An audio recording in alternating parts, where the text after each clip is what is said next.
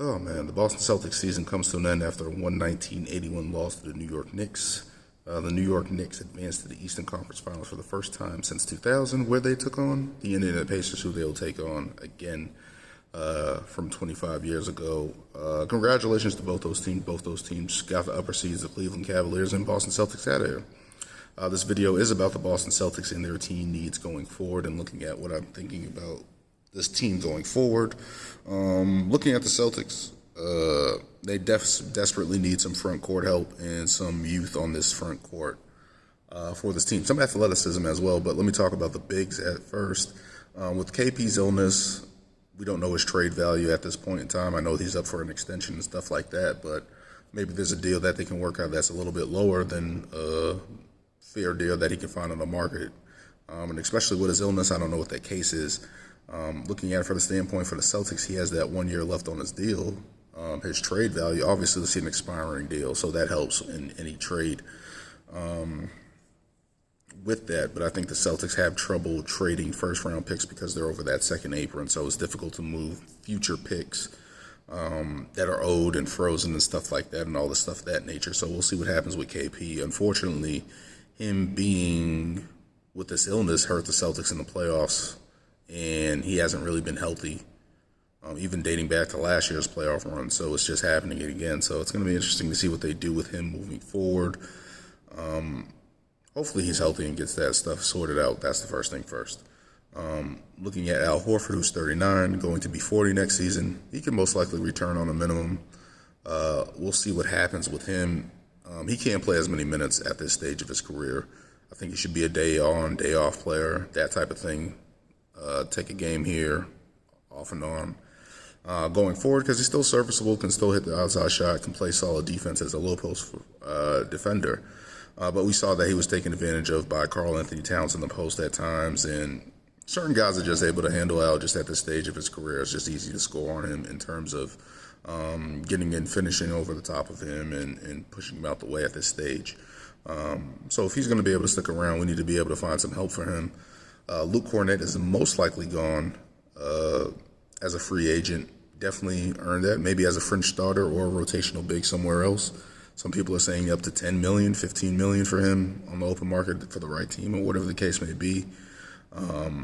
If he can get that, kudos to him. He's played well in the Boston Celtics uniform and gave us that honorable Game 5 that he had with 7 blocks and all that. So kudos for him for his service. Kata, I don't know what he brings to the table going forward, if he's going to improve at this point.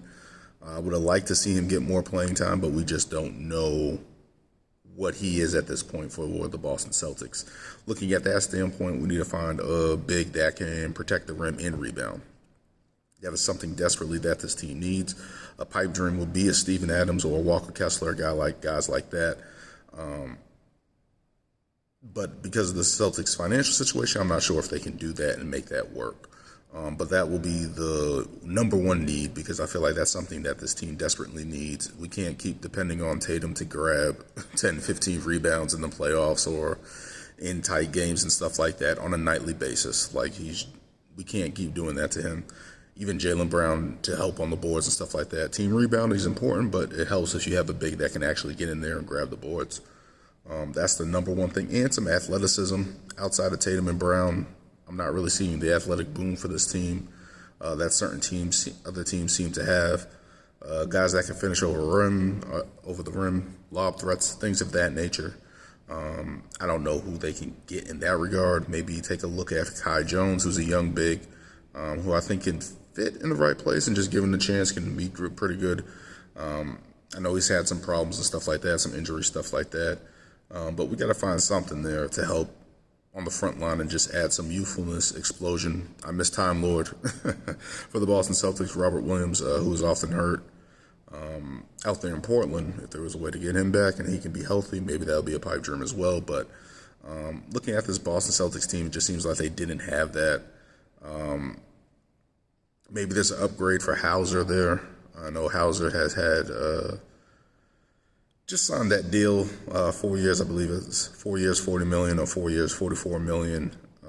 Looking at him kind of not showing up in the playoffs, he had an okay Game 5 struggling throughout the playoffs. Really hasn't found a shot over the past couple months. So we'll see what happens with him. Maybe he's a movable contract. People need shooting, a premium of shooting in the league.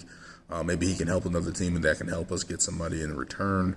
But the Boston Celtics, this series really just shot themselves in the foot in games 1 and game 2, blowing those 20-point leads. And I feel like having a big that can rebound and protect the rim would have deterred some of those, helped the Celtics defensively, and not just lead to a whole bunch of open shots and wheeling and dealing and finding open spaces. I feel like a big would have taken away those gaps and gave guys a little bit more confidence on the defensive end. That didn't lead to blown rotations and bad switches and stuff like that, so maybe that's what can help going forward.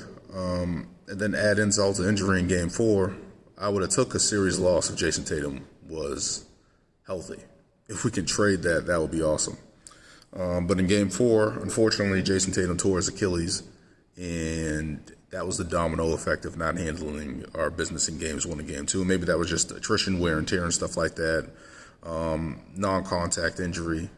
So looking at it from that standpoint, that just sucks. He's going to be out for a year at least. And we'll see what happens with the Celtics next season. But just right now, I feel like that's one of the things they need to do. Find a big. That's the first thing. And try to get youthful. And this team is not an aging team, but with Al Horford and Jrue Holiday, vital points of our defense and offense, we need a little bit more youthful injection there. Maybe Pritchard can pick up those point guard minutes. Maybe moving Jrue Holiday is an option. I know people love Jrue. I love Jrue Holiday on the Celtics. But given his age and contract and what this team is going forward with the second apron and all that stuff, it's more likely that they're looking to move on from him, and maybe Kristaps Porzingis in expiring year can help this team going forward, add some pieces that can give us a little bit more youthfulness and a little bit more, hopefully, athleticism, because I feel like that's something that the Celtics just don't have with this team outside of Tatum and Brown on the ends of the defense at point guard and at center. So that's something that I think the Celtics need to look into, maybe through the draft. Maybe they can find something there. I believe they have the 28th pick in the first round. So we'll see what happens with that. But the Boston Celtics season coming to an end, unfortunately. Hopefully the Celtics can pick it back up. I know it's going to be an off-season of uncertainty. Next year is going to be uncertain. We'll see what happens with this team going forward.